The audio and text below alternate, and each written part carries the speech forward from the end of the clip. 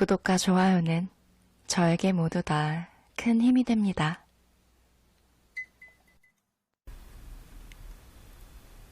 안녕하세요. 거북이의 별책 브록의 거북이입니다.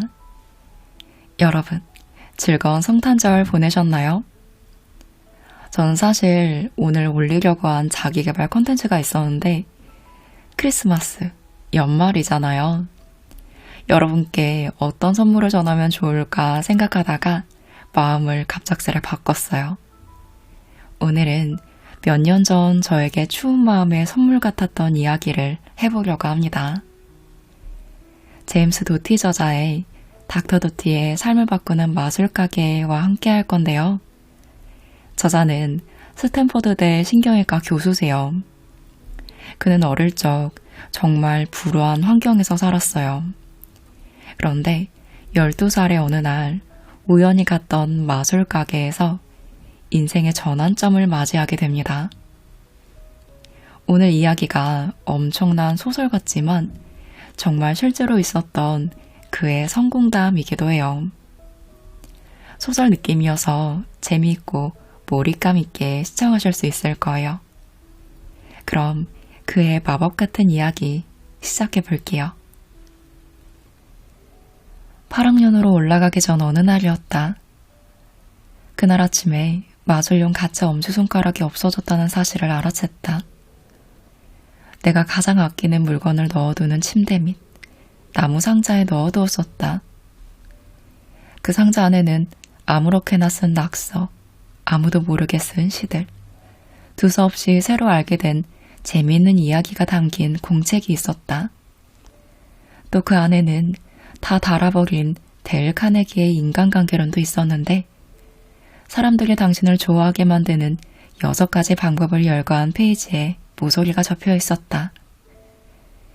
나는 사람들에게 말할 때 이 6가지를 지키려 노력했지만 한 가지는 조금 달랐다. 미소를 짓긴 했으나 항상 입을 꼭 다문 채였다. 어릴 적 커피 탁자에 부딪혀 넘어지면서 앞니 유치가 깨지는 바람에 그 후로 앞니가 비뚤어진 채 자랐고 그 부분이 짙은 갈색으로 변색되었기 때문이었다. 그것을 고치려 치과에 갈 만한 돈이 우리 부모님에게는 없었다. 웃을 때마다 변색된 뻐드렁니를 보여주는 일이 너무 당황스러워서 나는 항상 입을 다물려고 했었다. 그 책 말고도 나무 상자 안엔 마술용품도 넣어 놓았었다. 표시된 카드 한 팩, 5센트를 10센트로 바꿀 수 있는 장치가 된 동전 몇 개, 그리고 내가 가장 아끼는 물건인 마술용 플라스틱 엄지손가락이 들어있었다. 마술용 엄지는 실크 스카프나 담배를 숨길 수 있는 마술 도구였다. 그 책과 마술용품은 나한테 매우 중요했다. 아빠의 선물이라서 그랬다. 나는 몇 시간이고 가짜 엄지손가락을 들고 연습했다. 오래 연습한 끝에 친구들과 이웃들 앞에서 그 마술을 해낼 수 있었다. 그런데 오늘 그 마술용 엄지를 잃어버린 것이다. 없어졌다. 싹 사라져버렸다. 그런데 이상하게도 기분이 나쁘지 않았다. 언제나처럼 형은 없었다. 아마 형이 그걸 가져갔거나 적어도 어디 있는 줄은 알 것 같았다. 형이 매일 어디를 돌아다니는지는 알지 못했지만 자전거를 타고 찾아보기로 했다. 마술용 엄지손가락은 나한테 아주 소중한 것이니까. 그게 없으면 난 아무것도 아니었다. 나는 1번가 어느 호젓한 거리 상점가를 건너 자전거를 몰았다. 보통 때 내가 다니는 길은 아니었다. 시장 옆에는 안과가 있었고 그 옆에는 예전에 본 적 없는 가게가 하나 있었다. 선인장 토끼 마술 가게. 안에 사람이 있는지는 알 수 없었지만 열려있으면 좋겠다는 마음으로 자전거를 끌고 문 앞까지 걸어갔다. 마술용 플라스틱 엄지손가락을 팔까? 얼마나 할까? 돈은 없지만 그냥 한번 보는 거야 괜찮겠지. 시장 앞에 있던 남자애들 무리를 빠르게 힐끗 쳐다보고는 가게 앞 기둥에 자전거를 비스듬히 세웠다. 그들은 나도 자전거도 눈치채지 못한 듯 했다. 눈에 제일 먼저 들어온 건 카드와 지팡이와 플라스틱 컵과 황금빛 동전으로 꽉 채워져 있는 기다란 유리 카운터였다. 벽에는 무대 마술에 쓰이는 걸로 알고 있는 무거운 블랙 상자와 마술과 환상에 관한 책으로 가득한 대형 책장이 놓여 있었다. 심지어 구석에는 소형 단두 대형 절단기도 있었고 사람을 반으로 톱질하는 데 쓰는 녹색 상자도 2개나 있었다. 웨이브가 있는 갈색 머리의 할머니가 책을 읽고 있었는데 안경이 거의 코끝에 달랑달랑 붙어 있었다. 할머니는 미소를 지으면서도 여전히 책에서 얼굴을 떼지 않았다. 그러다가 안경을 벗고 고개를 들더니 내 눈을 똑바로 응시했다. 그렇게 나를 쳐다보는 어른은 처음이었다. 나는 루스라고 한단다. 네 이름은 뭐니? 그 미소가 너무나 환하고 갈색 눈빛이 너무도 상냥해서 나도 그만 미소로 화답했다. 그 순간 내 뻐드렁니는 까마득히 잊어버렸다. 저는 짐이라고 합니다. 그래, 짐이구나. 네가 와줘서 참 반갑다. 나는 뭐라고 반응해야 할지 몰랐다. 게다가 루스는 계속 내 눈을 뚫어져라 쳐다보았다. 그래, 무엇을 도와줄까?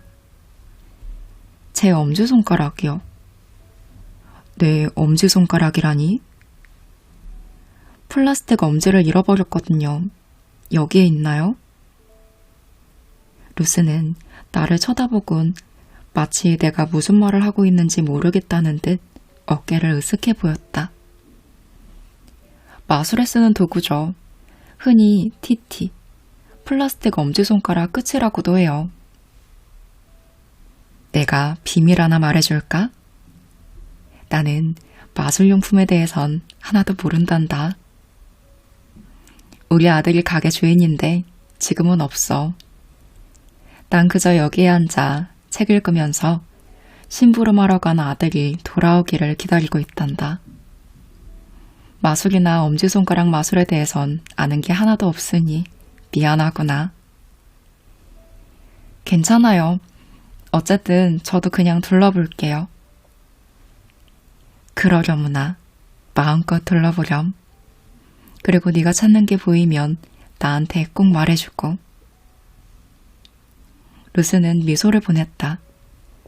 왜 루스가 미소를 짓고 있었는지는 정말 알 수 없었지만 그건 정말이지 아무 이유 없이 내 안에서 행복감을 느끼게 해주는 온화한 미소였다. 랭커스터에 사니? 루스가 물었다. 네, 그런데 반대편 동네에 살아요. 형을 찾으러 자전거를 타고 왔다가 우연히 이 가게를 보고 들어왔어요. 마술을 좋아하는구나. 네, 좋아하죠. 마술의 어떤 점이 그리 좋으니? 내 생각에 마술은 멋지고 재미있는 것이라고 그냥 말하고 싶었는데 내 입에서는 딴말이 튀어나왔다. 저는 뭔가를 연습하고 그걸 잘 해낼 수 있다는 게 좋아요. 제가 잘 통제하고 있다는 점이 좋은 거죠. 마술이 잘 되건 못 되건 오로지 저한테 달려있으니까요. 딴 사람이 무슨 말을 하건 뭘 하건 뭐라고 생각하건 중요하지 않아요. 루스는 잠시 침묵을 지켰다. 그러자 곧 내가 말했던 모든 게 쑥스러웠다. 그래, 무슨 말인지 알겠구나. 나한테 엄지손가락 마술에 대해 말해주겠니? 자, 진짜 엄지손가락에 플라스틱 엄지 끝을 끼워요. 그러면 관객들은 그게 진짜 엄지손가락인 줄 알죠. 그걸 조금은 숨겨야 해요. 왜냐면 사람들이 잘 살펴보면 정말 가짜처럼 보이거든요. 플라스틱 엄지안은 텅 비어 있고 이렇게 진짜 엄지에서 다른 손가락으로 움직일 수도 있어요. 플라스틱 엄지를 몰래 다른 손으로 이동시키죠. 그리고 그 안에 작은 실크 스카프나 담배를 집어 넣을 수 있어요. 그리고 나서 다시 움켜쥐고 그 엄지를 손가락에 다시 끼우는 거죠. 그런데 이제 그 안에 깊숙이 숨기고 싶은 게 뭐든 들어있게 되죠. 그러면 사람들이 보기에는 뭔가 마술처럼 사라지거든요. 아니면 반대로 이용해서 뭔가 마술처럼 허공에 나타나게 하는 것처럼 보여요. 그렇구나. 이 마술은 얼마나 연습했니? 몇 달 했어요. 매일 연습했는데 어떤 땐 몇 분, 어떤 땐 1시간도 하고요. 하지만 매일 했다는 거죠. 처음엔 진짜로 힘들었어요. 심지어 안내 교본이 있어도 마찬가지였죠. 하지만 그러다가 점점 쉬워지더라고요. 누구라도 할 수 있을 거예요. 멋진 마술처럼 들리는구나. 그리고 네가 그렇게 연습했다는 게 멋지구나. 그런데 왜 그 마술이 된다고 생각하니? 무슨 말씀이세요? 어째서 이 마술이 사람들한테 통할 거라고 생각하는 거니? 너도 말했어. 그 엄지는 가짜처럼 보인다고 말이야. 그런데 그게 어째서 사람들을 속일 수 있는 마술이 되는 거지? 갑자기 루스의 표정은 매우 진지해 보였고 정말로 나한테 뭔가를 가르쳐주고 싶어 하는 것 같았다.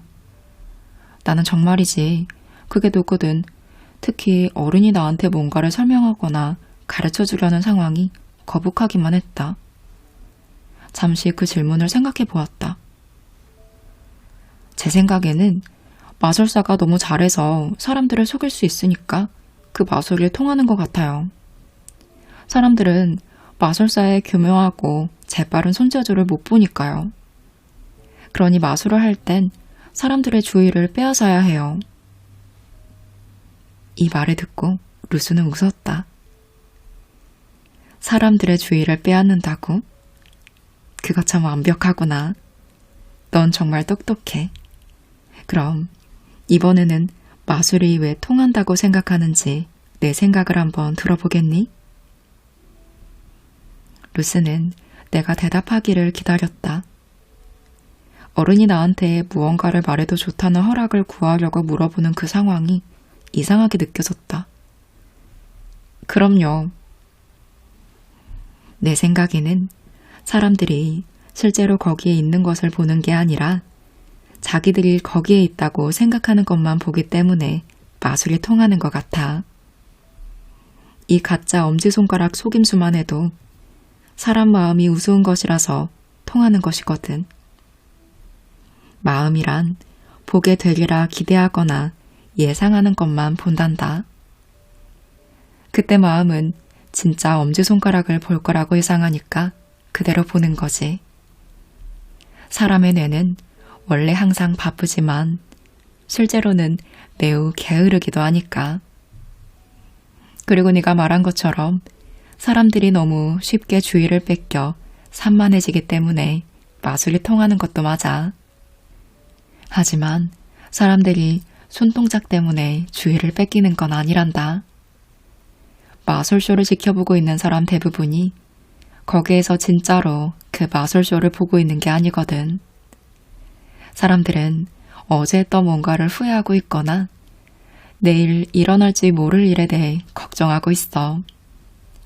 처음부터 그들은 진정으로 그 마술쇼에 집중하고 있는 건 아니란 얘기지. 그러니 어떻게 가짜 플라스틱 엄지를 알아볼 수 있겠니?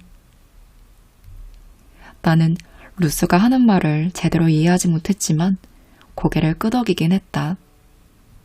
나중에 좀 더 생각해봐야지.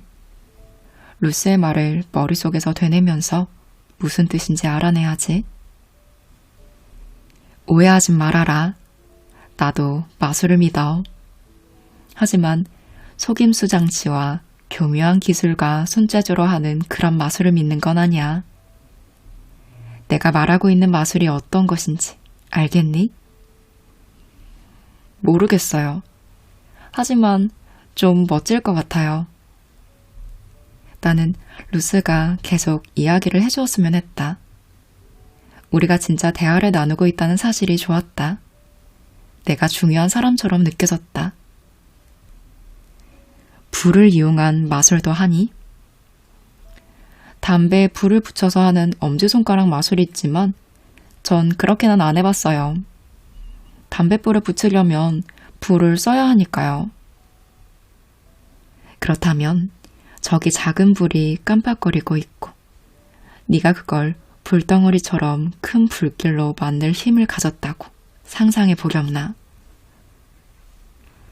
정말 흥미진진한 이야기네요. 어떻게 그렇게 하죠? 그게 마술이란다. 이 작고 약한 불을 단 한 가지를 이용해 거대한 불덩어리로 만들 수 있어. 바로 네 마음이 말이야. 루스가 무슨 말을 하는진 몰랐지만 그 생각이 정말 마음에 들었다. 짐, 네가 마음에 드는구나. 아주 좋아. 고맙습니다. 그렇게 말해주니 내 기분도 좋았다. 내가 앞으로 6주 동안만 이 동네에 있을 예정인데 혹시 그동안 매일 나를 보러 온다면 마술을 좀 가르쳐 줄게. 마술 가게에서 살 수도 없고 네가 실제로 짠 하고 나타났으면 하고 바라는 걸 이루도록 도와줄 그런 마술이란다. 플라스틱 가짜 엄지는 필요 없어. 교묘한 손재주도 없어도 되고. 어때? 저한테 왜 그러시는 거죠? 왜냐면 난 깜빡거리는 불을 거대한 불길로 바꾸는 방법을 알고 있으니까. 누군가 나한테 가르쳐 주었는데 이제는 내가 너한테 가르쳐 줄 때라는 생각이 드는구나. 너한테는 특별한 뭔가가 있어. 그러니 하루도 안 빠지고 매일 여기에 온다면 너도 그 특별함을 분명 보게 될 거야. 아무렴, 내가 약속해. 할 일도 많아지고 내가 가르쳐주는 마술 연습도 해야 할 거야. 엄지손가락 마술보다 연습을 더 많이 해야 할 텐데. 하지만 약속하마. 내가 너한테 가르쳐줄 이 마술은 네 삶을 바꿔줄 것이란다. 그 말에 뭐라고 대답해야 할지 몰랐다. 지금까지 나를 특별하다고 한 사람은 아무도 없었다. 만약 루스가 우리 가족과 내가 어떤 사람인지 이 사실을 알게 된다면 내가 특별하다고 생각하지 않을 거야. 그리고 과연 루스가 나한테 난데없이 뭔가 나타나도록 가르쳐 줄 수 있다는 말을 과연 내가 믿고 있는지도 확신이 없었다. 하지만 오늘 그랬던 것처럼 루스와 더 많은 대화를 나누고 싶었다. 루스와 함께 있으니 마음이 즐거웠다. 더 행복했다. 사랑받는 기분과 비슷하다고 해야 할까? 정말이지 전혀 모르는 사람한테서 이런 마음을 느끼다니 참 이상했다. 루스의 외모는 누가 봐도 할머니였지만 눈빛은 달랐다. 그 눈빛에는 불가사의와 비밀과 모험이 담겨 있었다. 오래 나를 기다리는 다른 모험은 없었다. 그런데 여기 이 할머니가 나한테 내 삶을 바꿀 수도 있는 뭔가를 가르쳐 주겠다고 말하고 있었다. 정말 이상한 일이었다. 정말 말한 그대로 해줄 수 있는지 알 수 없었지만 그렇게 해도 내가 아무것도 잃을 게 없다는 사실은 알고 있었다. 나는 예전에 한 번도 느껴본 적 없는 어떤 것, 바로 희망을 느꼈다. 다음날 나는 아무에게도 말하지 않은 채 그 가게를 다시 방문했다. 막상 가니 긴장이 되어 내 다리는 안절부절 못하고 위아래로 움직였다. 초조할 때면 나오는 습관이었다. 오늘 네가 와줘서 반갑구나. 루스가 미소를 보이자 다리 떨림이 조금 줄어드는 듯한 기분이 들었다. 기분은 어떠니? 괜찮습니다. 지금 기분은 어떠냐고 물었단다. 잘 모르겠어요. 초조하니? 아니요. 나는 거짓말을 했다. 루스는 내 오른쪽 무릎에 손을 얹더니 지그시 눌렀다. 내 무릎은 금세 움직임을 멈췄다. 나는 긴장한 채 스스로 뭔가를 대비해야 했다. 그러니까 이 상황이 좀 더 이상하게 흘러가면 뛰어나갈 생각이었다. 루스는 무릎에서 손을 거두었다. 하지만 초조한 듯 다리를 떨고 있구나. 루스가 나한테 무엇을 가르쳐줄지 궁금해서 그러는 것 같아요. 내가 너한테 가르쳐줄 마술은 마술 가게에서 살 수 있는 그런 게 아니란다. 이 마술은 수백 년 동안, 어쩌면 수천 년 동안 우리 주변에 있어 왔지. 그런데 누군가 너한테 그걸 가르쳐 주어야만 비로소 네가 배울 수 있단다. 하지만 먼저 네가 나한테 뭔가를 해주어야만 해. 루스의 비결을 배우기 위해서라면 그녀에게 뭐든 줄 거라고 마음을 먹고 있었지만 나한텐 자전거 외에 그리 대단한 게 없었다. 무엇을 드려야 할까요? 나한테 약속을 해줘야 한단다. 내가 너한테 가르쳐주고 있는 것을 훗날 너도 다른 누군가에게 가르쳐줄 것이라고 말이야. 그리고 그 사람에게도 똑같이 다른 누군가에게 그걸 알려주고 그 다음 사람도 마찬가지로 그리 할 것이라고 약속을 받아야 해. 그렇게 할 수 있겠니? 내가 누구한테 그걸 가르치게 될지 도대체 알 수 없었다. 하지만 루스는 나를 뻔히 쳐다보며 대답을 기다리고 있었다. 그래서 단 하나의 정답만이 있음을 눈치챘다. 약속할게요. 자, 이제 눈을 감으렴. 네가 바람 속에 흩날리는 하나의 나뭇잎이라고 상상해 보려무나. 나는 두 눈을 뜨고 찡그렸다. 나이에 비해 키는 정말 컸지만 내 몸무게는 겨우 54kg을 넘겼을 뿐이었다. 그러니까 나는 바람 속에 흩날리는 나뭇잎이라기보단 땅 속에 박힌 장가지에 더 가까웠다. 자, 눈을 감아보자꾸나. 루스는 상냥하게 말하며 고개를 끄덕였다. 짐, 첫 번째 마술은 네 몸 안의 모든 근육의 긴장을 푸는 방법을 배우는 것이란다. 그게 생각만큼 쉽지는 않아. 내가 긴장을 풀고 편안한 기분을 느껴본 적이 있었는지 생각나지 않았다. 난 언제나 냅다 달려가거나 마구 싸울 준비를 하고 살았던 것 같았다. 다시 눈을 떴다. 그러자 루스는 오른쪽 고개를 갸우뚱하더니 내 눈을 똑바로 바라보았다. 너를 아프게 하려는 게 아니란다. 너를 도와줄 거야. 날 믿어줄 수 있겠니? 루스가 지금 하고 있는 말을 곰곰이 생각했다. 살아오면서 누군가를 믿었던 적이 있을까? 확실히 어른들은 믿지 못했다. 하지만 지금껏 나한테 믿어달라고 부탁한 사람은 없었다. 그래서 루스가 그렇게 말해주는 게 참 좋았다. 나는 루스를 믿고 싶었다. 나한테 가르쳐 주어야 한다던 것도 배우고 싶었다. 하지만 이런 상황이 전부 이상하게만 느껴졌다. 왜 그래야 하죠? 왜 나를 도와주려고 하는 건가요? 내가 물었다. 우리가 만난 순간 너한테 가능성이 있다는 걸 알았단다. 그걸 보았어. 그래서 너도 그 가능성을 볼 수 있도록 가르쳐주고 싶은 거란다.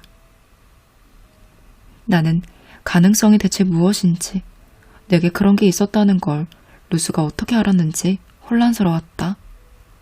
당시 1968년 그날에는 어쩌면 루스가 마술 가게에서 어슬렁거리며 들어왔던 사람 누구에게서나 가능성을 볼 수 있었을 텐데 그 중에 결국 내가 선택되었다는 엄연한 사실도 미처 인식하지 못했다.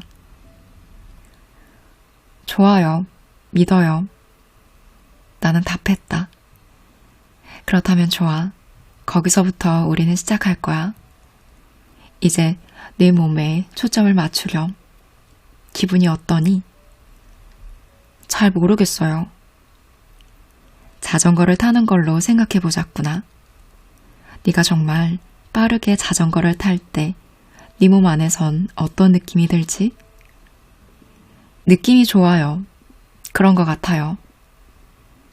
지금 내 심장은 어떤 상태니? 뛰고 있어요. 느리게? 아니면 빠르게? 빠르게 뛰어요. 좋아. 네 손은 어떤 느낌이니? 손도 이제 느긋하게 풀렸어요. 좋아. 호흡은 어떠니? 깊게 쉬고 있니? 아니면 얕게 쉬고 있니? 그 둘 사이 어디쯤인 것 같아요. 초조하니? 아니요. 나는 거짓말을 했다. 다시 다리를 떨고 있는데 조금 초조한 것 같아요. 몸은 우리 안에서 일어나고 있는 일에 대한 신호로 가득 차 있단다. 몸은 정말로 놀라운 것이지. 누군가가 너한테 기분이 어떠냐고 물어보면 넌 잘 모르겠다라고 대답할 수도 있어. 네가 정말 모르거나 말하고 싶지 않을 수도 있으니까. 하지만 내 몸은 언제나 내가 어떤 느낌인지, 어떤 기분인지 알고 있어.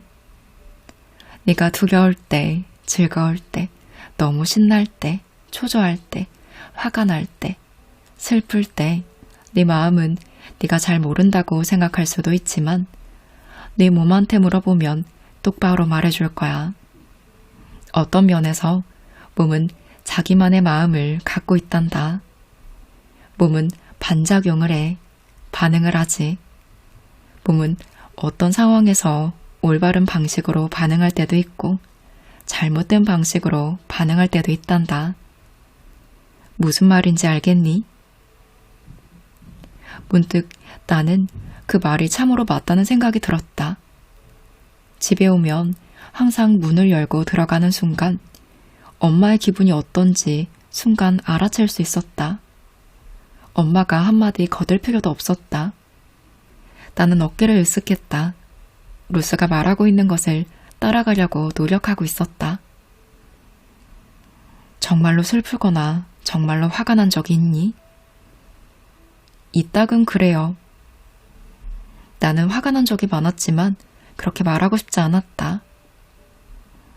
네가 화가 났을 때나 두려웠을 때가 언제였는지 그 예를 하나 이야기해 주었으면 좋겠구나.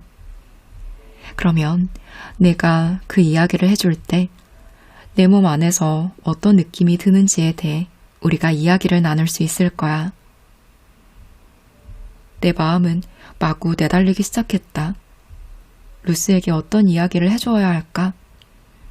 가톨릭 학교에 다녔는데 수녀님이 나를 손바닥으로 철썩 때리는 바람에 생각할 겨를도 없이 나도 수녀님을 대받아쳤던 그때 이야기를 해도 될까? 아니면 아빠가 다시 술에 취해 집에 왔던 목요일 밤에 대해 말해야 할까? 그도 아니면 엄마를 병원에 모시고 갔을 때 의사가 했던 말을 듣고 의사를 때려주고 싶었다거나 쥐구멍으로 숨고 싶었다거나 실은 둘 다 하고 싶었다는 이야기를 해도 될까? 짐, 네 생각의 목소리가 너무 커서 나에게도 다 들리는구나. 내가 그걸 불러낼 수는 없단다.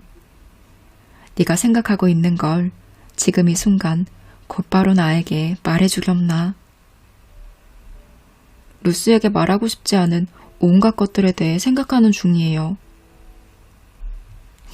그래, 알았어. 네가 무슨 말을 해도 잘못되었다고 말할 수 있는 건 없단다. 지금 우리는 내가 어떤 느낌이고 어떤 기분인지에 대해 이야기하고 있어. 감정은 맞거나 틀리거나 하지 않아. 그건 그냥 감정일 뿐이란다. 나는 루스가 하고 있는 말을 정말로 믿지 않았다. 나는 나의 감정, 분노, 슬픔, 그러니까 내 감정이 나를 휘몰아친 듯한 모든 방식에 대해 엄청난 수치심을 느꼈다. 도망가고 싶었다. 내가 셋을 셀게. 그러면 나한테 이야기를 시작했으면 좋겠어. 내가 말하려고 하는 것에 대해 더 이상 깊이 생각하지 말고. 알았지? 자, 준비되었지? 하나. 만약 루스가 가톨릭 신자라서 내가 수녀님을 때려 학교에서 쫓겨나 누나와 매형이 사는 집으로 보내줬다는 이야기를 듣고 기겁하면 어쩌지? 거기서 또 싸움을 해서 그 학교에서도 쫓겨났다는 이야기를 듣고 깜짝 놀라면 어쩌지?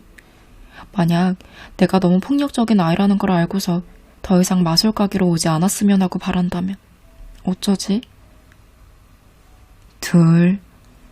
만약 아빠가 술에 잔뜩 취해서 우리 자동차를 부숴버린 일에 대해 내가 너무 화가 났었다는 이야기를 하면 어떨까? 그래서 자동차 앞이 완전히 움푹해지고 뒷범퍼는 밧줄로 묶어 타고 다녀야 하는 상황이라 누가 말하지 않아도 그 모습 자체가 보세요. 우린 너무 가난해서 차를 고칠 만한 돈도 없어요. 라고 온 동네에 광고하고 다니는 처지가 된 것에 화가 나서 미칠 지경이라면 루스는 어찌 생각할까?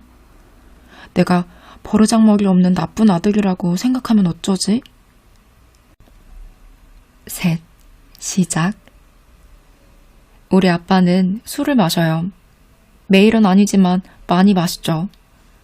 술을 마시러 나가면 몇 주 동안 사라질 거 없어요.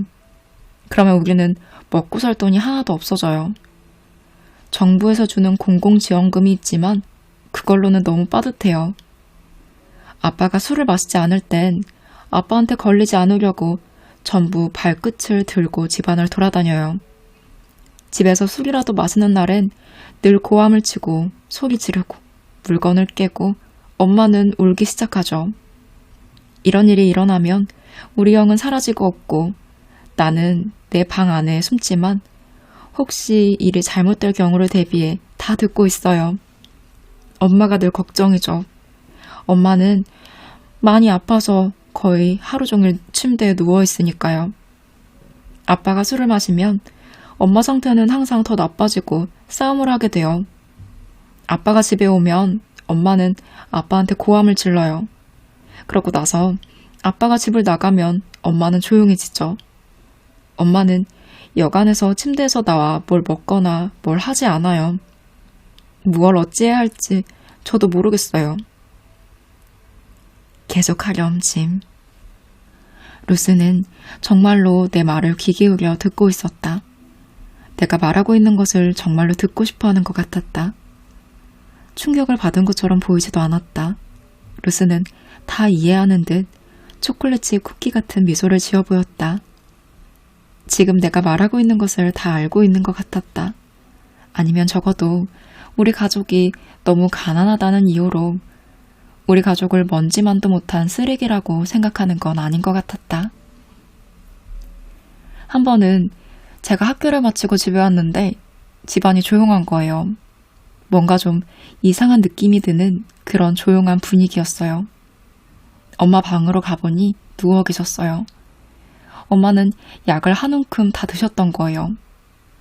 평소 먹는 진정제였는데 한꺼번에 너무 많이 먹었던 거죠.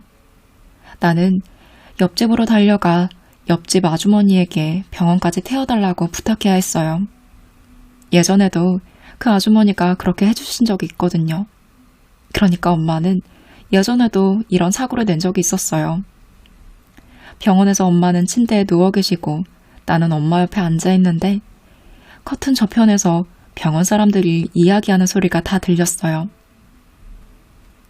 어떤 남자는 엄마 때문에 이따의 서류를 모두 작성하는 게 너무 괴롭다며 예전에도 엄마가 그런 적이 있다고 말하면서 이런 사람들한테 시간을 낭비하는 일이 지친다고 말하는 거예요. 같이 있던 여자는 크게 웃으면서 어쩌면 이번이 마지막일 수도 있지라는 투로 말을 하더군요. 정말이지 나는 어찌해볼 수가 없었어요. 그러자 두 사람은 같이 웃더라고요. 나는 너무 화가 나서 커튼을 찢어버리고 그 두 사람한테 소리쳤어요. 병원 사람들이 그러면 안 되는 거잖아요. 그리고 엄마한테도 너무 화가 났어요. 왜 이렇게까지 하는지 도저히 이해할 수 없었으니까요. 불공평하고 당혹스러운 일이었어요. 또 엄마를 그렇게까지 화나게 하고 슬프게 하는 아빠한테도 화가 났어요. 엄마, 아빠, 그리고 병원에 있는 모든 사람에게 다 화가 났어요. 정말로, 정말로 때로는 미쳐버릴 만큼 화가 나요. 이제 이야기를 마쳤는데 어떻게 해야 할까? 루스는 나를 마주한 채 의자에 앉아있고 나는 내 못난 테니스 신발에 난 구멍만 뚫어져라 쳐다보았다. 짐, 지금 이 순간 네 몸은 어떤 느낌이니? 나는 어깨를 으쓱해 보였다. 이제 루스가 우리 가족에 대해 알게 되었으니 나에 대해 어떻게 생각할까? 내 뱃속의 느낌이 어때? 좀 아픈 것 같아요. 가슴은 어떠니? 단단히 조이는 느낌이에요. 좀 아파요. 머리는 어떠니? 머리는 지끈지끈해요. 눈은 어떠니? 나는 왜 그랬는지 모르겠지만 루스가 그렇게 물어보는 순간 그저 눈을 감고 울고만 싶었다. 울면 안 돼. 울고 싶지 않았지만 어쩔 도리가 없었다. 눈물 한 방울이 볼을 타고 흘러내렸다. 뭔가 눈을 찌르는 것 같아요. 내 부모님에 대해 이야기해줘서 고맙다. 짐, 때때로 우리는 무슨 말을 해야 할까 하고 생각하는 것 자체를 멈출 필요가 있단다. 그리고 우리가 말해야 할 걸 그냥 말하면 되는 거지. 그렇게 말하기는 쉽죠. 루스와 나는 함께 웃었다. 그 순간 나는 기분이 조금 나아졌다. 이제 가슴이 아까만큼 조이는 기분은 들지 않아요. 좋아, 그거 잘 되었구나. 이제 너한테 네 몸 안에 모든 근육의 긴장을 푸는 방법을 가르쳐 줄 거란다. 매일 1시간씩 이걸 연습했으면 좋겠구나.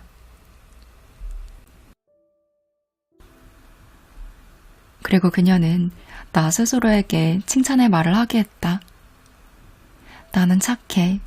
그건 내 잘못이 아니야. 나는 좋은 사람이야. 이건 마치 내가 라디오에 나오는 또 다른 DJ가 된 것 같았지만 내가 말하는 건 모두 다정하고 위로가 되었다. 그러다 나쁜 DJ가 내뱉는 소리를 따라가고 있는 나를 발견할 때면 여지없이 그 행동을 멈추고 나 자신에게 친절한 주문을 전달했다. 나는 가치 있는 사람이야. 나는 사랑받는 존재야. 귀한 사람이야. 루스는 긍정의 문장을 주며 매일 아침, 밤, 머릿속에 갑자기 텅 떠오를 때면 반복해서 말하도록 시켰다. 그 다음 가족과 친구들, 심지어 내가 좋아하지 않거나 그럴 만한 가치가 없는 사람들에게 애정 어린 생각을 전달하라고 했다. 이것은 쉬운 일이 아니었다. 내 표정이 혼란스러워졌음을 알아챈 루스는 나에게 다정히 말했다. 짐, 사람들에게 상처를 주는 사람들은 대개 상처를 가장 많이 받은 사람들이란다. 그러나 그건 힘들었다. 나를 때리고 괴롭혔던 아이를 떠올리는 일은 힘들었고 어쨌든 괜찮다고 하기는 어려웠다. 그건 괜찮지 않았으니까. 나는 여전히 그 아이가 미웠고 나에게 못되게 굴고 상처를 준 모든 사람들도 미웠다. 하지만 계속 노력했다. 애쓰고 또 애썼다. 그런데 어느새 불현듯 이런 생각이 들었다. 이를테면 내가 누군가에게 화가 났을 때 나의 내면도 상처 입었기 때문일까? 이 사실을 깨닫기 시작하면서 그 일이 점점 쉬워졌다. 그리고 루스의 말이 점점 이해가 되었다. 나는 조금씩 알아가고 있었다. 고통스러운 일이 다시 생각날 때 분명 상처가 되긴 했지만 조금씩 더 편해졌고 예전만큼 그렇게 아프지 않았다. 그러다 결국 머릿속에서 그 사건을 다시 겪어봐도 내가 보이는 감정적 반응은 예전과 똑같지 않았다. 더 이상 상처와 고통 속에서 허우적대지 않았다. 내 잘못이라 생각하지 않았다. 내 머릿속의 DJ가 여전히 거기에 있었지만 내가 그다지 신경을 쓰지 않았고 그 소리는 진짜 조금씩 줄어들었다. 그렇게 치유하며 내 마음이 열리고 있었다. 짐, 이제 우리에게 시간이 얼마 남지 않았구나. 떠날 때가 다가오니 이제 너에게 내가 알고 있는 가장 위대한 마술을 가르치려고 해. 하지만 절대적으로 내가 지금 하는 모든 말에 귀를 기울여야 한단다. 이 점이 너무나 중요해. 이 마술은 네가 원한다고 생각하는 건 뭐든 다 줄 수 있는 힘이 있어. 하지만 그만큼 위험할 수도 있단다. 이 마술을 쓰기 전에 네가 바라는 것이 무엇인지 알기 위해 반드시 마음을 활짝 열어야 해. 이 단계가 정말 중요한 부분이야. 내 말을 믿으렴. 약속해. 약속할게요. 짐, 너는 위대한 마술을 하게 될 거야. 난 그걸 알아. 하지만 너도 그 사실을 알고 있어야 해. 진짜로 믿어야 하니까. 루스는 맞은편에 앉아서 몇 분 동안 내 눈을 빤히 들여다보았다. 짐, 네가 삶에서 가장 원하는 게 무엇인지 말해보렴. 뭐라고 말해야 하나?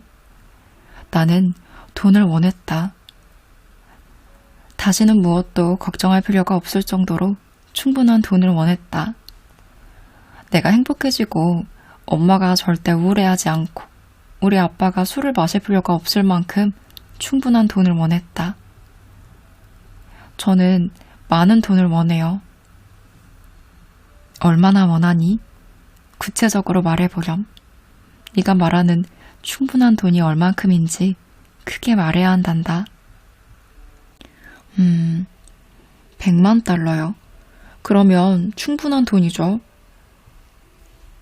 자, 이제 너 자신이 네가 말했던 충분한 돈을 가지고 있는 모습을 생각하렴.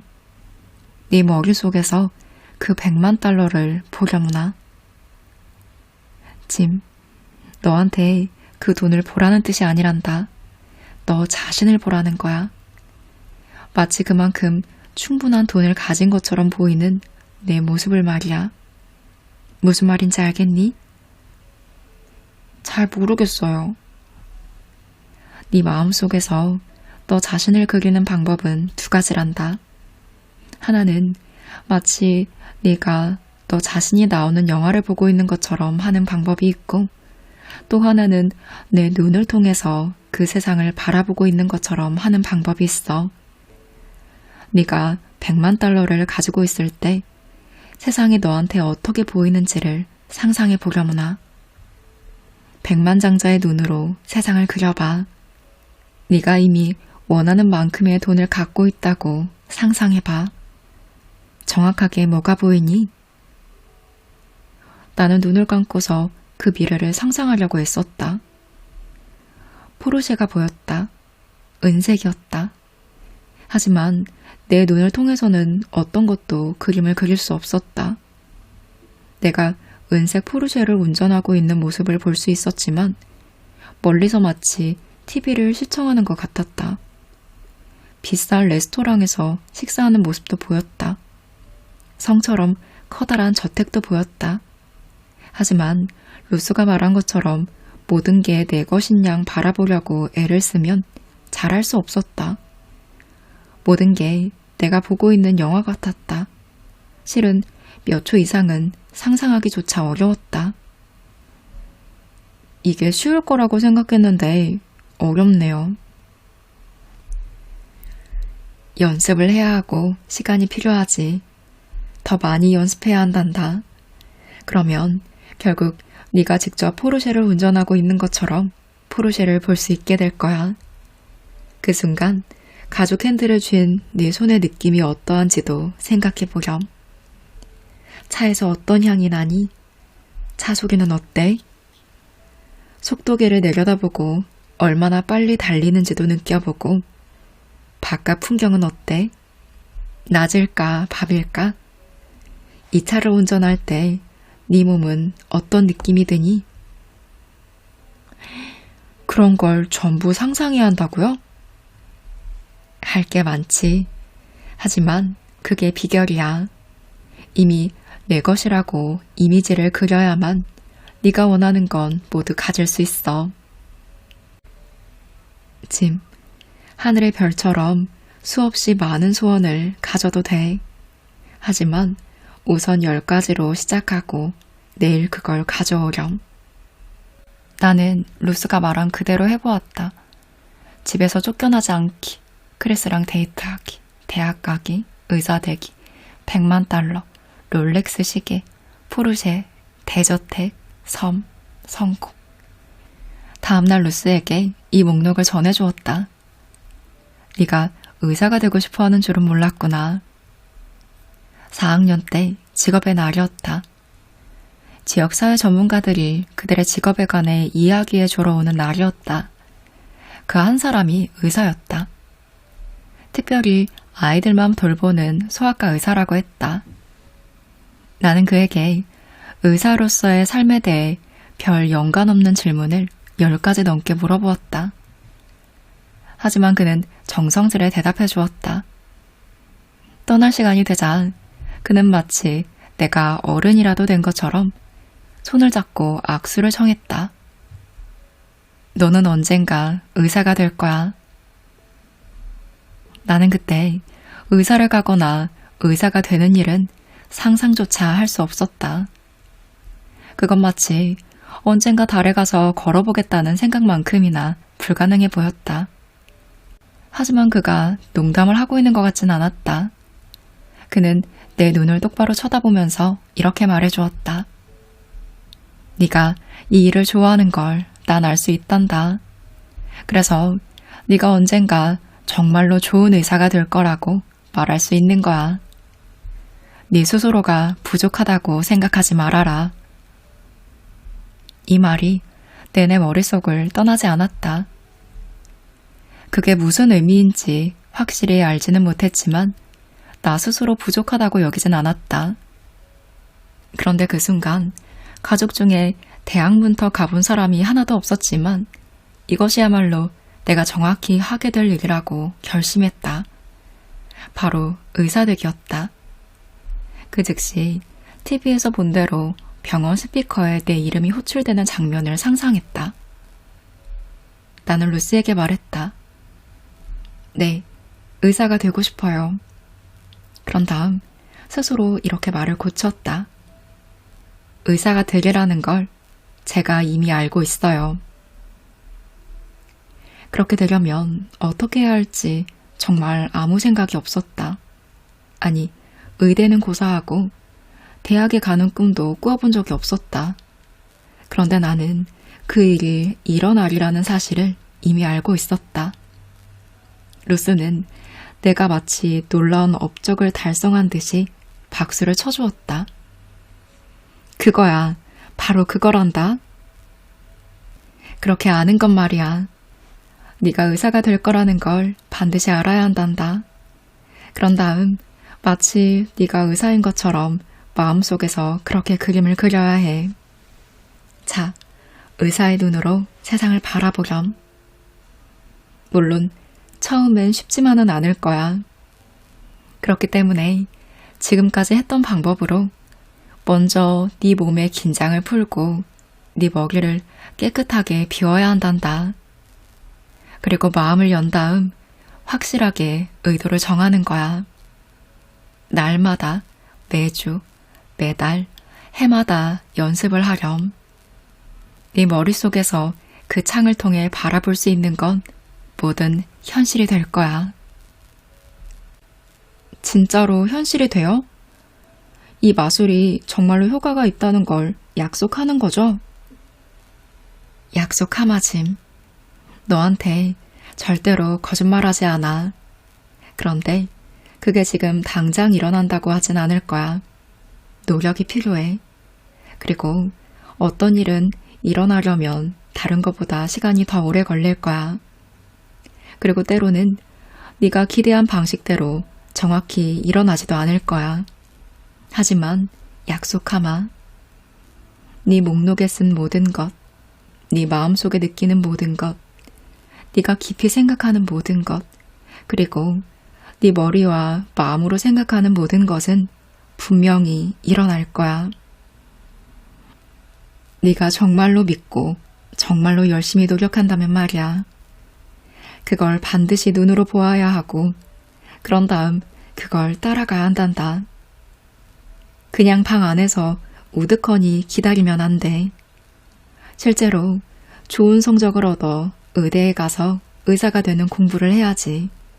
그런데 좀 불가사의한 면에서 네가 그 소원을 너한테 끌어올 거야. 그리고 네가 상상한 대로 될 거야. 만약 내 머리와 마음을 사용한다면 그 일은 이루어질 거야. 내 말을 믿으렴. 그날 밤 나는 루스가 말해주었던 모든 것을 공책에 그대로 옮겼다. 그리고 첫 소망을 읽었다. 집에서 쫓겨나지 않기. 루스가 이 마지막 마술에 대해 들려주었던 모든 이야기를 읽고 또 읽었다. 루스는 내가 원하는 건 뭐든 떠올리고 거듭 내 의도를 반복하고 그 다음 내 머릿속에 선명한 그림을 그려보라고 했다. 내가 원하지 않는 것에 대해서는 생각하지 않아야 했다. 그런데 이 집에서 쫓겨나지 않는 것을 상상하는 방법을 알지 못했다. 우리 가족은 이전에도 쫓겨난 적이 있었다. 경찰이 와서 엄마한테 통보를 하고 집주인이 고용한 사람들이 우리 물건을 거리에 던졌다. 이걸 계속 상상하기 싫었다. 그래서 그 반대로 상상해보기로 마음먹었다. 매일 몇 시간이고 우리 가족이 우리 집에 그대로 사는 모습을 그리고 월세를 내는 모습을 보고 우리가 행복해하는 모습을 보았다. 때로는 여전히 경찰관이 우리 집 문을 두드리는 끔찍한 노크 소리를 상상하고 있는 내 모습을 발견했지만 이 두 개의 이미지가 내 머릿속에서 싸움을 벌였지만 나는 날마다 뿌연 창을 더욱더 깨끗하게 닦으면서 엄마가 월세를 내는 모습과 우리가 그대로 이 집에 살게 되는 모습을 보았다. 내 머릿속에서 반복해 말하고 있었다. 월세를 냈다. 우리는 쫓겨나지 않는다. 집에서 쫓겨나갈 날이 다가오고 있었지만 나는 내가 가진 유일한 힘으로 그 상황에 맞서 싸웠다. 내가 가진 유일한 힘은 루스의 마술뿐이었다. 며칠 뒤 내 방 안에 있을 때 현관문 두드리는 소리가 들렸다. 그 소리에 화들짝 놀랐다. 성이 나서 우격다짐으로 고집을 피우는 듯한 소리가 다시 들렸다. 속이 울렁거렸다. 나는 심장이 빠르게 뛰는 걸 느낄 수 있었다. 엄마는 누워있고 내가 문을 열어주어야만 했다. 그런데 양복 입은 어떤 남자가 서 있었다. 그 남자는 아버지에게 진작 돈을 갚지 못해서 미안하다며 봉투를 건네주고 가버렸다. 많고도 많은 돈이었다. 앞으로 3개월치의 월세를 낼 수 있었고 공과금도 내고 먹을거리까지 살 수 있을 만큼 충분한 돈이었다. 믿을 수 없었다. 그 마술이 통했던 것이다. 나는 자전거를 타고 최대한 빨리 마술 가게로 갔다. 그날은 루스가 떠나는 날이다. 루스, 그 마술이 진짜 통했어요. 내 눈에는 눈물이 그렁그렁 맺혔다. 그 마술 말이에요. 진짜예요. 루스는 나를 안아주었다. 알고 있단다, 짐. 그렇고 말고. 이제 알게 되었구나. 네 안에 가진 너의 힘 말이야. 우리 내면에는 그 힘을 모두 갖고 있단다. 그저 그것을 사용하는 방법을 배워야 하는 것 뿐이지. 하지만 기억하렴. 이 마술은 강력한 힘을 가지고 있어. 선한 의도로 쓰면 강력하지만 준비되지 않은 사람 손에 들어가면 상처와 고통을 일으킬 수 있어. 그리고 기억하려무나. 현실로 만들어내는 것은 바로 너의 생각이란다. 오늘은 도티의 삶에 관한 이야기에 초점을 두고 소개를 해보았는데요. 책에는 마음을 내려놓고 명상과 함께 심상화하는 방법이 좀 더 구체적으로 나와 있어요. 이 이야기는 우리가 직접 실천해 볼 수 있도록 따로 컨텐츠를 만들면 좋을 것 같아서 오늘은 자세히 다루진 않았습니다. 제가 몇 년 전 추운 겨울에 이 책을 만났거든요. 그때 제 마음도 오늘의 날씨처럼 참 추웠는데 이 이야기를 읽고 마음이 엄청 따뜻해지면서 힘을 얻었어요. 한 아이의 간절한 마음에 위로가 되었고 따뜻하고 희망찬 마음으로 연말을 마무리하고 새해를 맞이했던 것 같아요. 어떤 마음인지 여러분도 느끼셨으리라 생각해요. 감사하게도 제 마음의 진심은 여러분이 꼭 알아주시더라고요. 오늘 이야기가 따뜻한 마음으로 연말을 보내는데 도움이 되시길 바라며 영상 마무리합니다.